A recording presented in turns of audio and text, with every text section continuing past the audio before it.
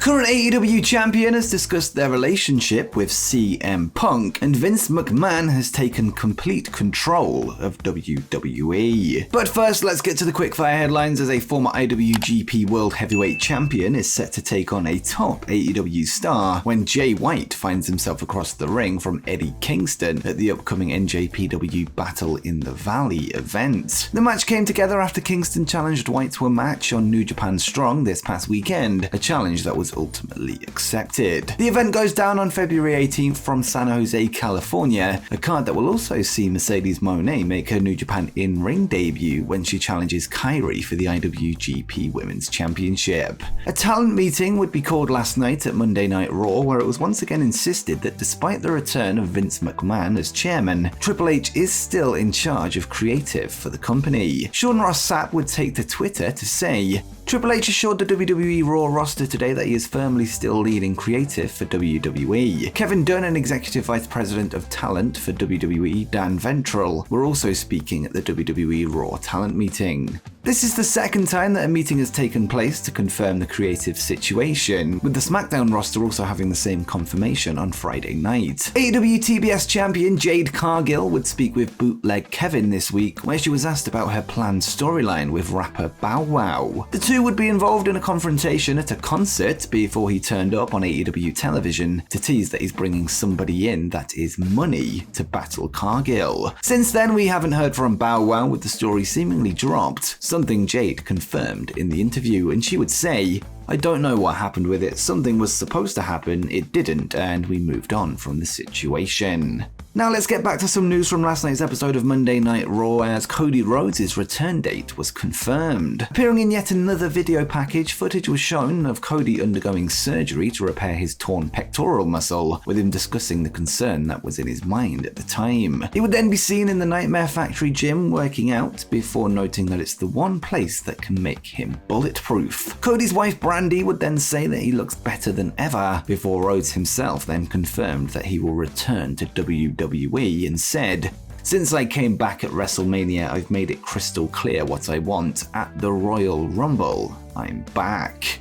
Another WWE return was confirmed on the show when several legends were announced for next week's Raw 30th anniversary. The show will see an appearance from The Undertaker, with the Deadman set to be joined by the Bella Twins, Ric Flair, Shawn Michaels, Kurt Angle, Teddy Long, X-Pac, Jerry Lawler, Road Dogg, and Ron Simmons. It was also revealed that a celebration will be held in honor of undisputed WWE Universal Champion Roman Reigns, with every generation of the Bloodline set to be represented, leading to talk amongst fans of the return of The Rock, although this hasn't been confirmed by any stretch, and it does seem unlikely to happen unannounced. And speaking of the Royal Rumble, Brock Lesnar has been removed from advertising for the show, with him no longer appearing on the graphics shown on Monday Night Raw last night to hype up the event. He was featured amongst several talents on the poster and on social media graphics, but for now it seems that he's been pulled, perhaps confirming that he won't be involved in the Royal Rumble match as first anticipated. Last night, the latest episode of Being the Elite would air, which showed the build-up to Game 7 of the Best of 7 series between the Elite and the Death Triangle for the AEW Trios Championship. Prior to the match, the Young Bucks would reveal that there was a stressful situation that almost led to the cancellation of their match, with it since being reported that there was visa issues on the Death Triangle's end. Dave Meltzer would reveal the reason in his daily update and wrote,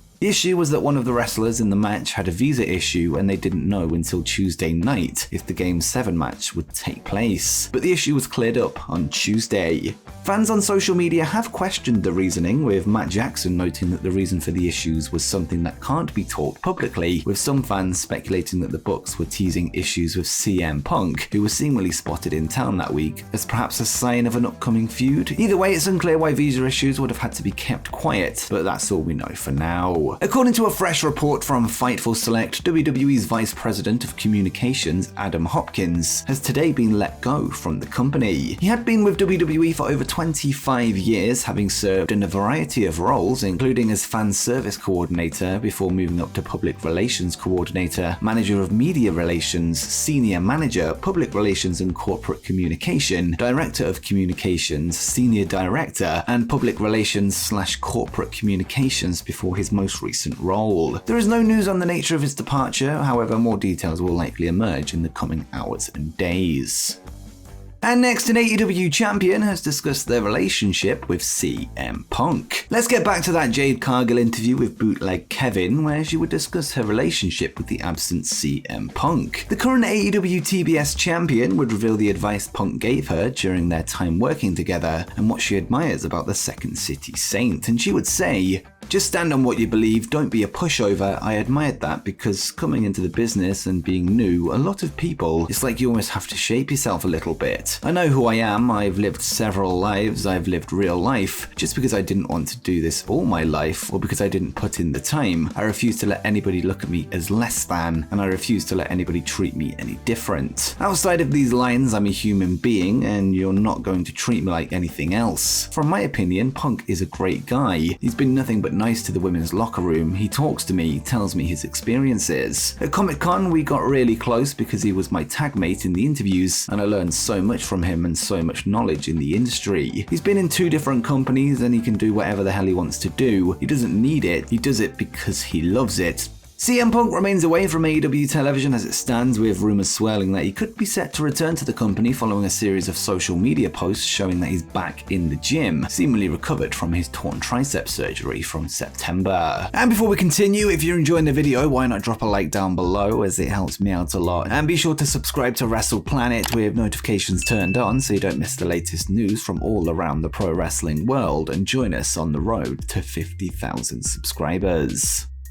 And next, Vince McMahon has taken complete control of WWE. With Vince McMahon back in office following his retirement in mid-2022, reports have begun to emerge that he's starting to slowly become more involved with the day-to-day running of WWE, despite recent promises that the current management structure would not remain in place. This was immediately followed by the resignation of Stephanie McMahon. It was reported by Dave Meltzer on Wrestling Observer Radio that Vince was back in his office at Titan Towers, with the feeling within the company being that he will eventually be back in control of creative, which would be an unpopular move with staff, talent and fans, with some even thinking that he'll appear on television. Well, it looks like we might be one step further to that, as McMahon has now taken complete control of any company decisions that previously required approval of stockholders, with this being revealed in a recent SEC filing by the company. The filing reads, "No further approval of the stockholders of the company is required to approve any of the actions taken by Mr. McMahon pursuant to the January 16th consent."